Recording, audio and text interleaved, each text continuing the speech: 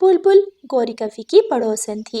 एक दिन बुलबुल बीमार पड़ जाती है और वो अपने बेटे छोटे बुलबुले से कहती है, बेटा बुलबुले, जाएं गोरी आंटी को बुला कर लाएं। जी मम्मा, मैं अभी जाता हूँ। आंटी आंटी, मम्मा आपको बुला रही है। तुम्हारी मम्मा ने क्या कहना है बेटा? मैंने तो अभी खाना भी बनाना है। आंटी, मम्मा सुबह से बीमार है, इसलिए वो आपको बुला रही है। फिर गौरी कवि छोटे बुलबुले के साथ उसके घर जाती है। गोरी बहन, मेरे सर में बहुत दर्द है। इतनी भी हिम्मत नहीं कि मैं उठकर रसोई में जाकर खाना बना सकूं। आज मेरा और मेरे बेटे का खाना बना दो। अच्छा ठीक है, मैं अभी खाना बना देती हूँ। सब्जी कहाँ पड़ी है? गोरी बहन, हर चीज रसोई में पड़ी है, आप जाएं, सब्जी वहाँ टोकरी में पड़ी है। गोरी कवि जाती है, वो सब्जी काटती है और खाना बनाना शुरू करती है। कालू कौवा, जो बहुत आलसी कौवा था, सारा दिन आवारा फिरने के बाद शाम को अपने घर आता है।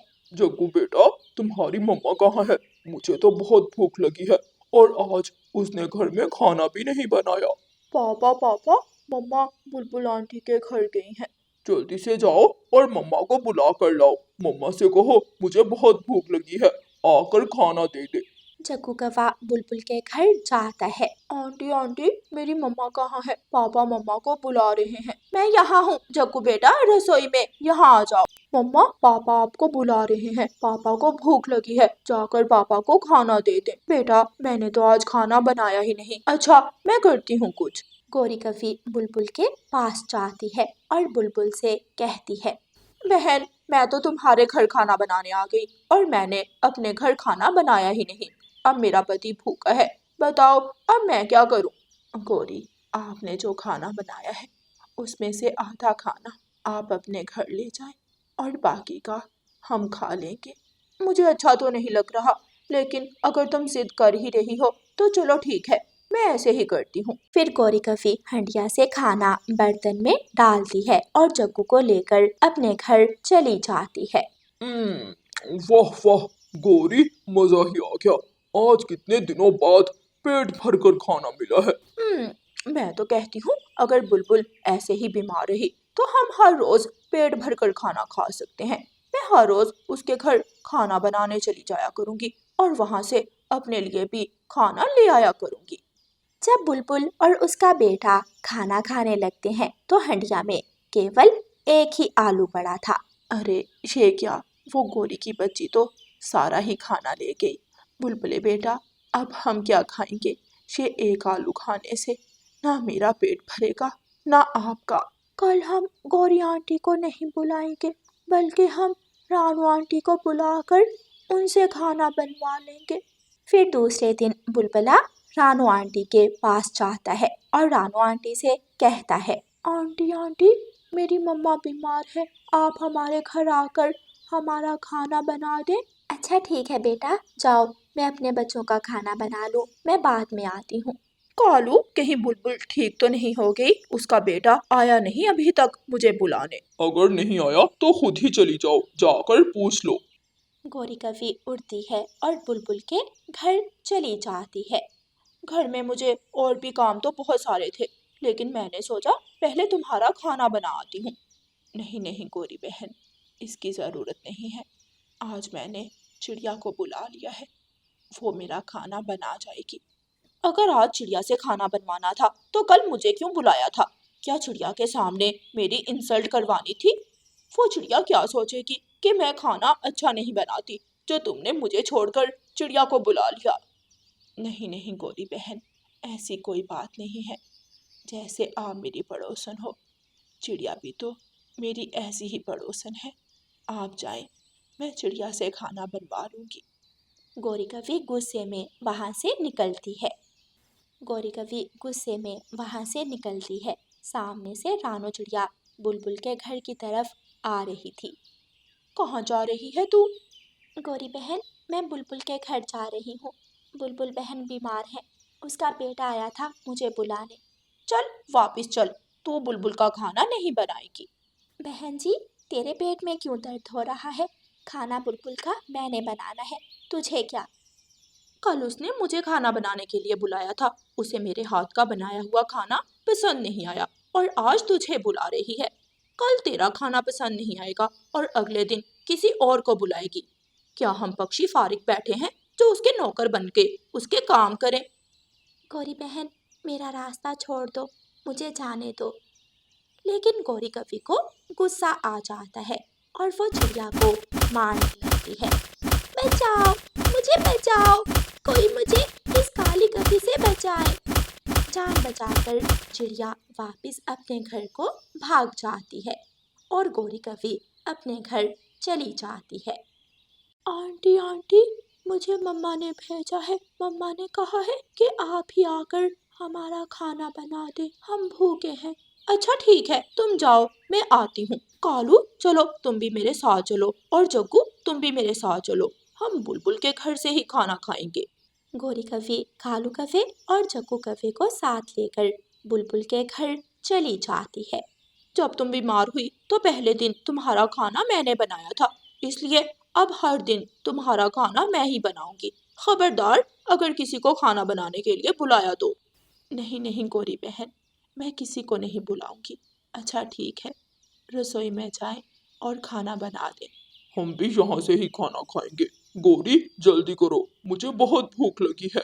गौरी कव्वे खाना बना लेती है। आधे से ज्यादा खाना काले कव्वे खुद खा लेते हैं और थोड़ा सा खाना बुलबुल को देकर चले जाते हैं। अब मैं ठीक हूँ बुलबुले बेटा, कल से खाना मैं खुद ही बनाऊंगी। फिर दूसरे दिन बुलबुल अपना खाना खुद बनाती है, लेकिन उसी दिन गौरी कव्वे बीमार पड़ जाती है। गौरी कव्वे को सख्त बुखार हो जाता है। वो अपने घोंसले में लेटी हुई थी। हाय हाय, मर गई, मर गई। जग्गू जग्गू बेटा जाओ, बुलबुल को बुला लाओ, उसे कहो कि आकर हमारा खाना बना दे, मैं तो उठ भी नहीं सकती। हाय। जग्गू कौवा बुलबुल के घर जाता है और बुलबुल आंटी से कहता है, आंटी आंटी, मम्मा को तेज बुखार है, मम्मा ने मुझे भेजा है आप हमारा खाना बना दे। अच्छा ठीक है बेटा, तुम जाओ, मैं आ रही हूँ। फिर थोड़ी देर बाद बुलबुल गौरी के घर चली जाती है और गौरी का खाना बनाकर गौरी कवि के पास रख देती है। गौरी बहन, मैंने खाना बना दिया है, जब आपका दिल करे खाना खा लेना। क्या तुमने अपने लिए और अपने बेटे के लिए खाना ले लिया? नहीं मेरी बहन, मैं किसी लालच के बिना आपकी मदद करने आई थी। मैं आपकी तरह खाना खाने के लालच में आपकी मदद करने नहीं आई थी। गौरी कवि बहुत शर्मिंदा होती है, क्योंकि कल जब बुलबुल बीमार थी तो उसने उसकी मदद करने के लिए अपने पूरे परिवार का खाना लिया था और आज बुलबुल ने उसकी मदद बिना किसी लालच के की थी। प्यारे दोस्तों, अपने पड़ोसियों का ख्याल रखा करें। अगर उन पर कोई मुश्किल वक्त हो तो उनकी मदद बिना किसी लालच के किया करें। और प्यारे दोस्तों, अगर आपको कहानी अच्छी लगी हो तो इसे लाइक, अपने दोस्तों के साथ शेयर और चैनल को सब्सक्राइब करना बिल्कुल मत भूलना। आपका धन्यवाद। रानो चिड़िया की ऐसी कहानियाँ सुनने के लिए YouTube सर्च बार में रानो चिड़िया की कहानी लिखें या फिर ये बटन दबाकर बोलकर कहें रानो चिड़िया की कहानी। जंगल में बहुत तेज बारिश हो रही थी। तेज बारिश में चिड़िया अपने घर अपने बच्चों के साथ बैठी थी। मम्मा, मैंने बारिश में नहाना है। नहीं बेटा, बाहर बहुत तेज बारिश हो रही है, आपको बुखार हो जाएगा, अब सो जाओ, कल सुबह मैंने दाना लेने भी जाना है। मम्मा चिड़िया सो जाती है। कुकू अपनी बहन गुड़िया से कहता है, बहन, मम्मी तो सो गई है, आज हम बारिश में नहाने जाते हैं। ठीक है भाई, बारिश में नहाने का बहुत मजा आएगा। फिर गुड़िया और कुकू तेज बारिश में अपने घर से निकलते हैं। वो कालू कव्वे के घर जाते हैं। आंटी आंटी, मम्मा ने गरम गरम पकौड़े बनाए हैं। मम्मी ने कहा है कि जग्गू को ले आओ, जग्गू भी पकौड़े खा लेगा। ये सुनकर गौरी कव्वे बहुत खुश होती है। जग्गू जग्गू, देखो तुम्हारी प्यारी चिड़िया आंटी ने तुम्हारे लिए पकौड़े बनाए हैं, जाकर पकौड़े खा लो और मेरे लिए भी लाना ना भूलना। फिर जग्गू कुकू और गुड़िया के साथ उड़ जाता है। थोड़ी दूर जाकर कुकू और गुड़िया एक पेड़ पर बैठ जाते हैं। अरे कुकू और गुड़िया, तुम दोनों इस पेड़ पर क्यों बैठ गए हो? देखा देखा, मैंने तुम्हारी मम्मा को कैसे बेवकूफ बनाया। देखो, हमने बारिश में नहाने के लिए तुम्हें बुलाया है, पर अगली बार मैं पकौड़े जरूर खाऊंगा। तीनों दोस्त बारिश में नहाने लगते हैं। बारिश के साथ तेज हवा भी चलने लगती है। तेज हवा का एक झोंका आता है और तीनों बच्चों को पहाड़ों की तरफ ले जाता है। चील अपने घर की खिड़की में बैठी बच्चों को देख रही थी।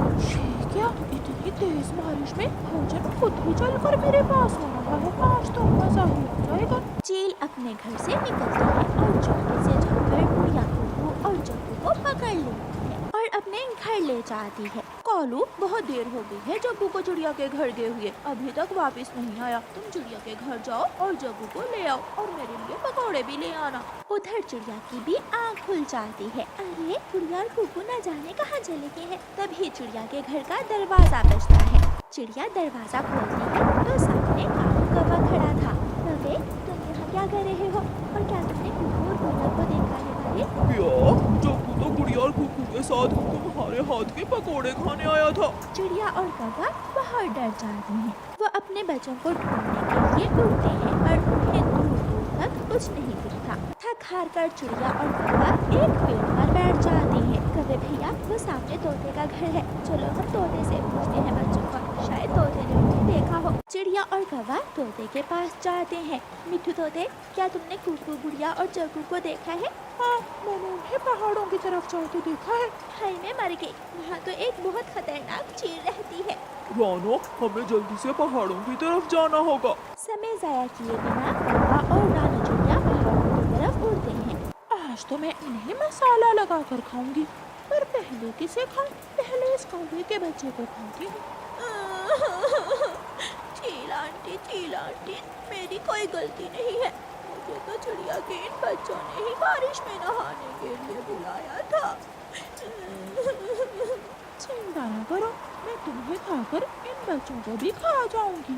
रानू चिड़िया और कालू कभी चील के घर के बाहर पहुंच जाती हैं। चिड़िया, अब हम क्या करें? ये चील तो बहुत ही खतरनाक है। अरे भैया, कहाँ से करेंगे है?